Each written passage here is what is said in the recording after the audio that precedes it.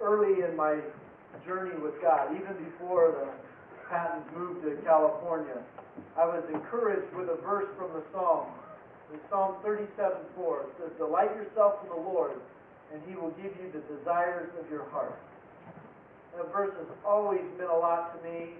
It isn't that you get to name it and claim it or anything like that, but it's a verse that says, "Delight yourself in the Lord, and the Lord instructs your heart." He gives you the desires of your heart. Many of you know that I came into Murrieta with some big dreams, real big dreams. I used to drive from Moreno Valley to Murrieta, actually first to Temecula, then to Murrieta, and all the time coming down the 215, and all the time spending in this area, I observed that people loved horses. There was a lot of horse country around here. I observed that there was an appreciation for the arts, just from the people that I talked to. And I realized that the population would grow old, and that hospice would be a real need. That's a need wherever we are, because the death rate's 100%. But so these three things became a kind of a dream, or I don't want to say vision because that's not the right word, but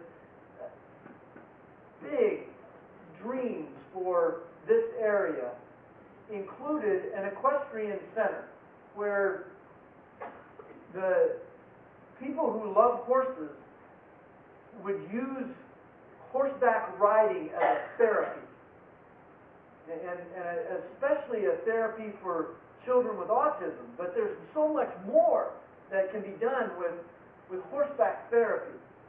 And the more I learn about it, the more it still is a dream of mine that one day we'll see an equestrian center that is therapeutic horseback riding. Since that time, I've learned that our young men and women who lose a limb, in war, these what do you call IEDs that explode and blow off a leg or an arm or something. These guys come back, and one of the things that they're doing to help them regain their balance with a prosthetic leg or arm is setting them on horseback. And it's something about the gait of the horse, something about that is helping them to regain their balance again and to move forward in life with this altered body from a terrible tragedy. I like that. To me, that's so good. In my mind, I pictured an equestrian center on one side, a school of the arts, and a hospice facility, all on one campus. And then, a couple of years ago, was it last year? It was last year. In the newspaper, there was an article about a woman whose daughter died in 1986 of leukemia.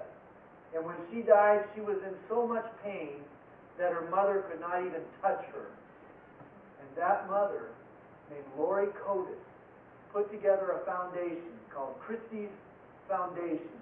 And her dream is to build facilities where terminally ill children can come with their families and spend their last days in a facility that can help them manage pain. What a beautiful vision that she has. And we got to share that vision a little bit, got some hopes up that maybe, just maybe, on the land that we have, the first Christie's place could be built. Big dream.